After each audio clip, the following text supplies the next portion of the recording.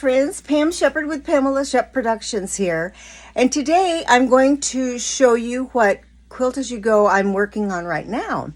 I really like it. It's black and white. I've been wanting to do a black and white quilt for a long time, and so I'm going to show you how I'm doing it and what I'm actually working on. So let's get started.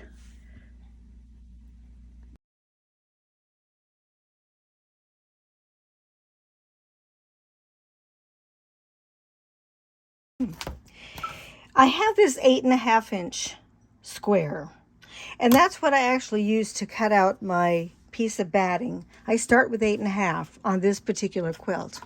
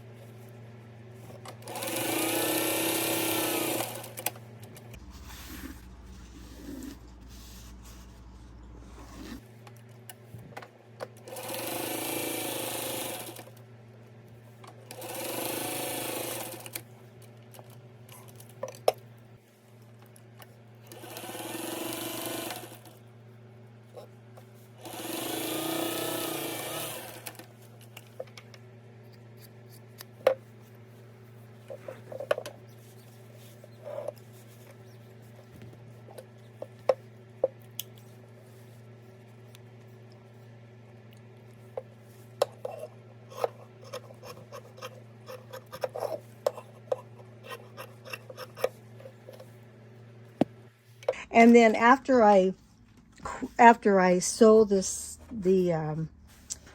strips on it, then I want to cut this down to be an 8-inch square, so that when I get ready to do my square, it's correct. So I have this a 12.5 inch square up ruler. I use this a lot, and you'll see in a minute how I use it to help me with the outer spots. But here's 8-inch right here. And I'm going to come up here, and what I really want to do is make sure that I have some on the outside of each, and that I can go up to the 8, but I want the corner to be a good corner. And so I've got room on, and one thing I do is I do turn it to the right just a little bit, and the reason being is so that when I get ready to square it off like this, I can hold it here and cut this way and this way. So let's start on this corner and see how if that helps us. And I'm going to turn it a little bit because I'm right-handed, and then I'm going to put it right in the corner.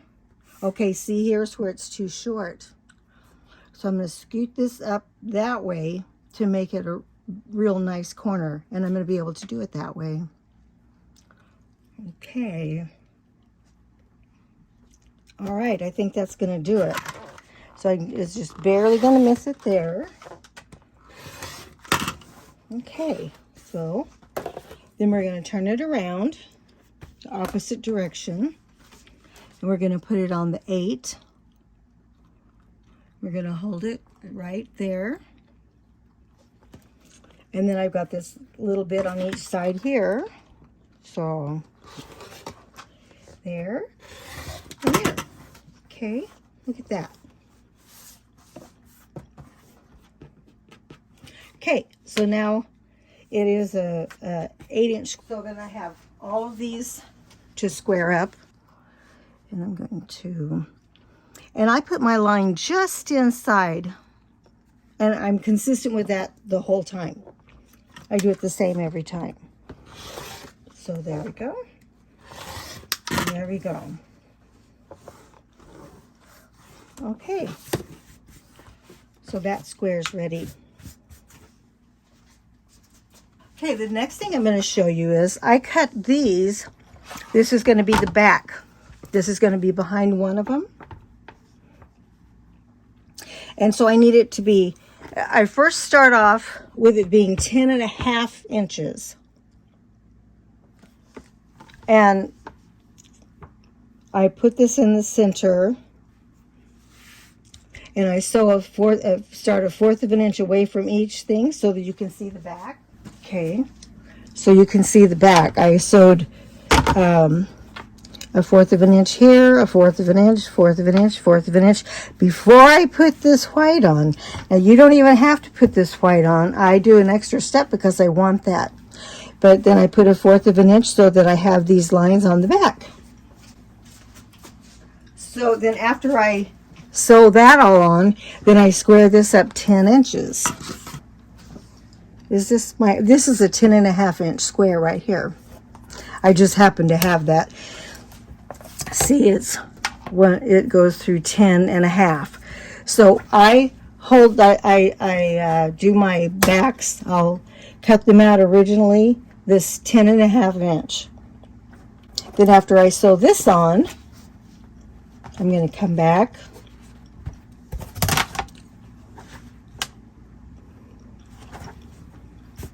And I'm going to cut this off 10, so that when it's time for me to fold these edges over, like this one, I want to be able to just hold it, do a half, fold it half, and then fold it over. And it's just perfect. So then you sew them together. So I'm going to put this 10.5 because I haven't squared that. I squared this. So I'm going to put this right in the center. There we go. See if that's even. Move this way just a tad. Okay. Once I get it even, which I've been just putting this on there. And then I've been trying to just make sure there's about the same all the way around. Because when it's time for me to square up this 10 inch, I'll show you how I do that. But I'll tell you what, this makes it where it's just almost flawless. You can use all the same color on the back of every single one of them, which would make it way easier. And you could make no lace at all, which would make it easier. And just do these at random, and it would go a lot faster. I just wanted all the different designs on the back, and we'll pin it right here. And we'll pin it right here. We'll take this to the machine, and we're going to sew 1/4 of an inch away from that and 1/4 of an inch away from each one of these. Now, because I'm using white lace, I have to change so I do them all at once.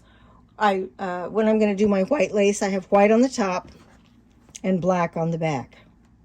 And so that's when I put the piece of lace on. Yeah. And then I don't have to, that will actually be the 1/4 inch, and the 1/4 inch will be the lace, and the lace, and then 1/4 inch on each side. And I'll show you that right now. I'm going to take and sew 1/4 of an inch. And I do a little back stitch right there. And I run my foot right along the seam there.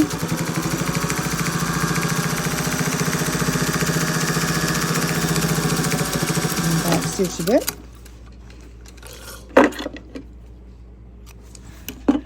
And then I'm going to turn it around, and I'm going to do a 1/4 of an inch seam right here as well.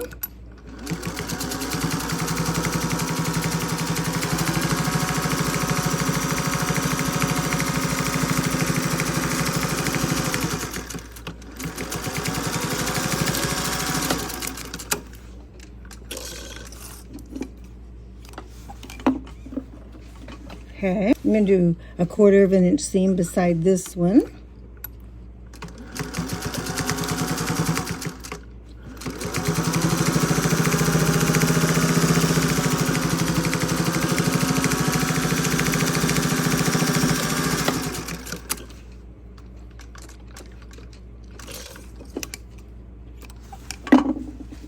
And I'm going to do a 1/4 of an inch seam right beside this one as well. I'm really loving sewing on this old Singer 201. It's a 1949 sewing machine. Of course, I have my brother SE 1900 that does tons of different stitches, and also it does embroidery, which is pretty fun. I've been doing some fun embroidery on it. Oops. I can't get over here and look because the camera's in the way. Okay. So there's the front top, and this is quite the little sewing machine. I enjoy it a lot. Oops. Okay, so then to do this one and this one, that's where I have decided to add lace. Now, you don't have to add lace, and I really wanted to do lace. So, you know, I'm going to put, like I said, this is perfect without the lace. Just doing it that way. And then what I'm going to do is put white thread in the top, and I'll leave the black bobbin. That way when I sew it on top, you don't see the black thread, and it looks nice. Okay. So I put this right down the middle of this seam, the middle of the lace on this one. I put it right down the middle of the seam, and then I sew right along here, and then right along there on both of them, and that's about a 1/4 of an inch away. So it really, it looks good, and as you can see, the white thread on top looks good, and the black thread on the back looks good. See, it's totally black. Okay, so then I'm going to sew the opposite side here.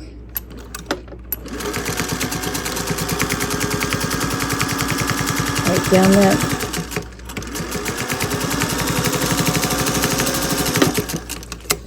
Okay, and I'm going to do the same thing.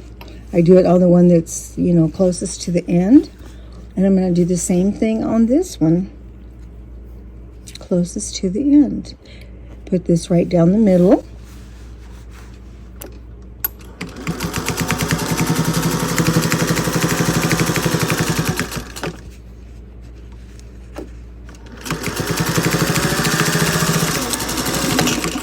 Okay, so if you think that that's unnecessary and you don't like to take that many steps, then you don't need to. This is your quilt. You can do whatever you want. The reason I do is because I want this to be the totally 8-inch, and I don't have to worry about it. Now, for this, I'm going to do the same thing that I did before. I'm going to turn it a little bit sideways, and I'm going to remove all these other rulers, and I'm going to take this one, and I want it to end up being 10 inches, but I want it 1 inch all the way around, so I'm going to line up my square on the 9, just inside the 9, right there like that. And the reason is I want to have 1 inch all the way around to turn it over, and I want it to be even, and I don't want to have to worry with it. So I'm going to cut, see how off it is, and then I'm going to cut that off. Then I'm going to turn it exactly the opposite, this end now, and I'm going to put the 9 on the square, my 8-inch square. And the reason I'm putting it on 9 is because between 9 and 10, I want it to be 1 inch that I exactly fold over.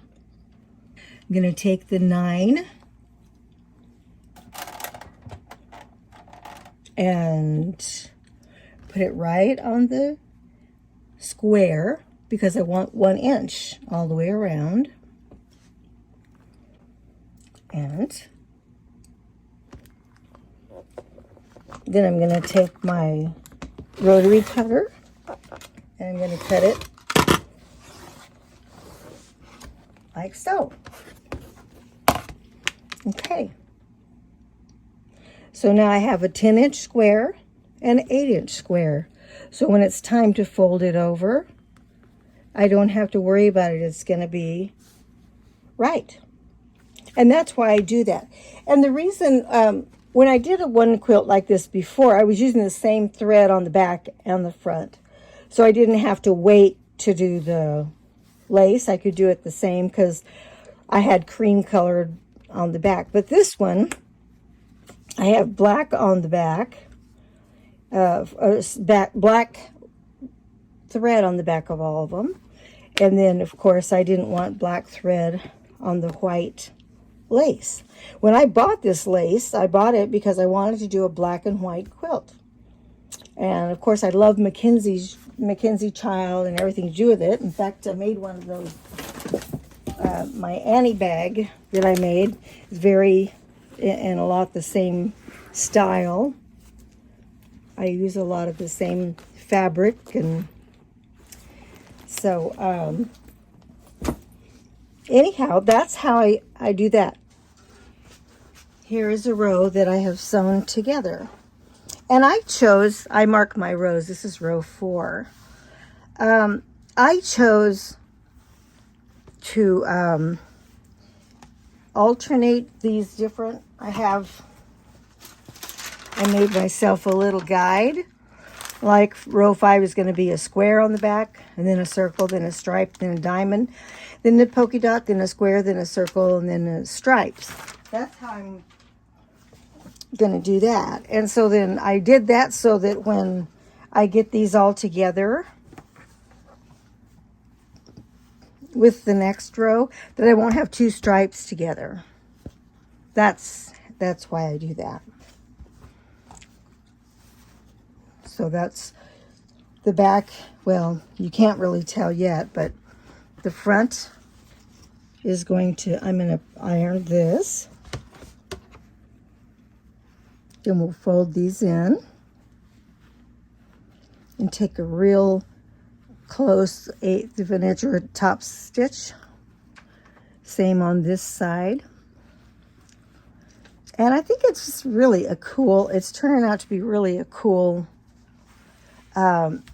quilt. I really like the color schemes and kind of like a Mackenzie Child's inspired one. Then also the next row together, like I did with this one. What you do is you put back to back and you stitch them as close as you can. And then after you stitch them as close as you can on the back, you put back to back, you line them up. You make sure that your square is going to be back to back. You sew it. Then when you pull it apart, you have the exact amounts. So you're going to fold this over and do a stitch, and you'll fold this half and then over, and you do the stitch. I'm just holding it, but yeah. And I think it's just really, I love it. I think it's just really cool.